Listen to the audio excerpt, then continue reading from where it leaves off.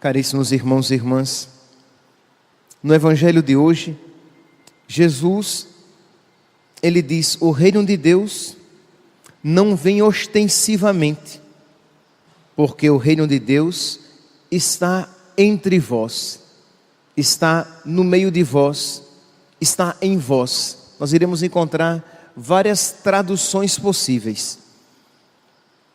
Está entre vós, está no meio de vós, porque com a chegada de Jesus se dá a chegada do reino. Então, onde Jesus está presente, o reino de Deus já se faz presente. Então ele diz o quê? O reino de Deus está entre vós, o reino de Deus está no meio de vós, por causa da sua presença. Ele é a presença do reino de Deus. Mas é também verdadeiro e espiritualmente é muito fecunda esta tomada, esta ideia. O reino de Deus está em vós, isto é, está dentro de mim. Mas quando é que o reino de Deus está entre nós, ou o reino de Deus está em nós? Quais são os sinais para que eu saiba que o reino de Deus está ali presente? Jesus diz aqui que nós não devemos procurar sinais ostensivos, sinais espetaculares, porque este não é o sinal do reino de Deus. Isto é, não pensemos nós que Deus está presente quando curas, milagres, prodígios, portentos acontecem. Não pensemos nós que o reino de Deus está presente quando sinais no céu acontecem. Aí, isto é, uma manifestação. Nós vemos nesses sinais uma manifestação divina. Não necessariamente. Não necessariamente existe uma manifestação divina em curas, sinais, prodígios, portentos, sinais no céu. Vai dizer, mas como assim, padre? Quer dizer que pode haver tudo isso e não ser de Deus? Sim, pode ser tudo isso, pode haver tudo isso e não ser de Deus. Não vejam vocês sinais do reino de Deus em simples, com muitas aspas, graças materiais, prosperidade, saúde, porque isso pode ser simplesmente realidades meramente humanas e que não são uma manifestação clara da presença de Deus ali. Eu dou aqui o tema da prosperidade, porque existe toda uma linha teológica que fala que um dos sinais da presença de Deus é a prosperidade econômica, a chamada teologia da prosperidade. E isso, meus santos, não é um sinal inequívoco, de maneira nenhuma inequívoco, da presença de Deus. Por quê? Porque pode haver tudo isso, e não só não ser de Deus, como ser até mesmo do diabo. Tanto os sinais no céu, como os sinais na terra. Se vocês tomarem o livro do Apocalipse, no capítulo 13, versículo 13, vocês vão ver que o diabo tem o poder de fazer sinais no céu, de realizar prodígios. Se vocês pegarem o Evangelho de São Mateus, no trecho da tentação de Jesus no deserto, o diabo, quando se apresenta a Jesus, ele diz o quê? Tudo isto me foi dado. E Jesus não diz a ele, mentiroso, mas chama-o de o príncipe deste mundo. Então, esses não são sinais do reino de Deus entre nós, ou do reino de Deus em nós. E qual é, meus santos, o sinal inequívoco da presença do reino de Deus entre nós, no meio de nós e dentro de nós? O amor. Quando há amor e tudo aquilo que provém do amor, a misericórdia, a compaixão, a paciência, o perdão. Quando essas realidades se fazem presentes em nós, o reino de Deus está em nós, está no meio de nós. Isto é, está acontecendo uma correspondência entre a voz de Deus e a nossa ação, entre a vontade de Deus e a nossa resposta. Existe uma ligação entre o coração de Deus e o nosso coração, de modo que o reino de Deus está em nós, está dentro de nós. Na primeira leitura de hoje, retirada da carta de São Paulo a Filemo, é uma cartinha mesmo, né? São apenas alguns versículos. Uma das menores cartas, não é a menor, uma das menores cartas da Sagrada Escritura.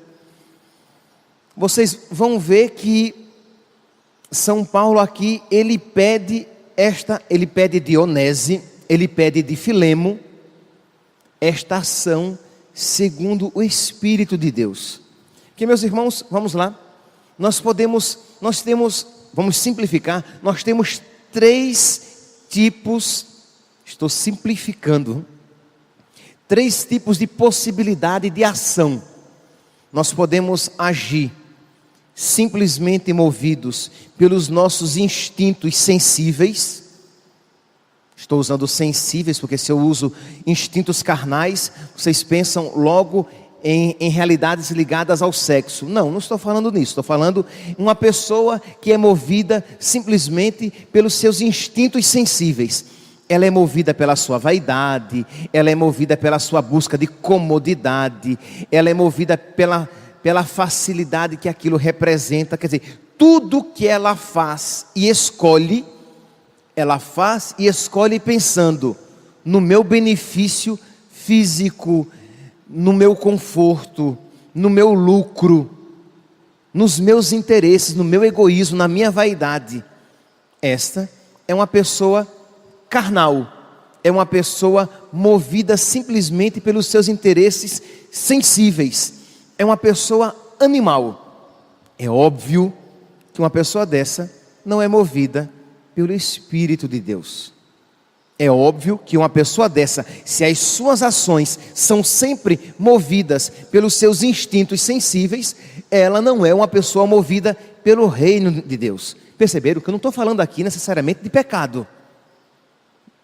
Estou falando apenas de uma pessoa que ela só se move pensando em quê? Naquilo que me dará, que me fará. Ela age pensando naquelas coisas que exigirá dela menos esforço, menos sacrifício, menos dor. É uma pessoa movida pelos instintos sensíveis. Segunda força motriz de uma pessoa é aquela que é movida pela razão, pela justiça meramente humana. Então, se uma pessoa me faz o bem, eu faço o bem. Se uma pessoa me serve, eu também sirvo.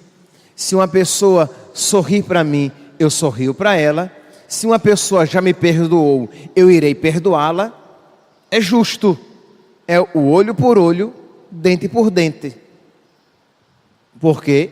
Porque eu ajo simplesmente pela minha razão natural, pela lógica humana, pela justiça humana, dando a cada um o que lhe é devido. Isto é, se eu sou patrão, eu devolvo, eu pago a cada funcionário aquilo que lhe é devido, e tudo aquilo que disser respeito a simplesmente a razão humana, a justiça compreendida humanamente. Já existe uma virtude maior, sem sombra de dúvidas, mas ainda não é uma pessoa movida pelo reino de Deus, pelo Espírito de Deus. Uma pessoa que se deixa mover pelo reino de Deus, em que o reino de Deus está dentro dela, ela vai muito além dos instintos sensíveis, ela vai muito além da razão e da justiça meramente humanas, ela é movida pela caridade.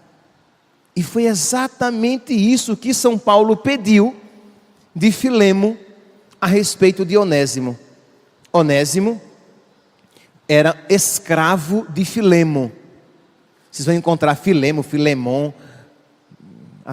A pronúncia, não existe unanimidade com relação à pronúncia. Pois bem, então Onésimo era escravo de Filemo e Onésimo fugiu, era um fugitivo. Conheceu São Paulo na prisão, São Paulo já velho, se converteu, lembrando que Filemo era cristão lá da cidade, da comunidade de Colossos. Então, Onésimo se converteu e ficou cuidando de São Paulo. E São Paulo viu que chegou o tempo de Onésimo retornar ao seu patrão, ao seu senhor, ao seu dono, porque segundo a mentalidade social da época, o escravo era uma propriedade do seu senhor. E não era correto que São Paulo se apropriasse de Onésimo.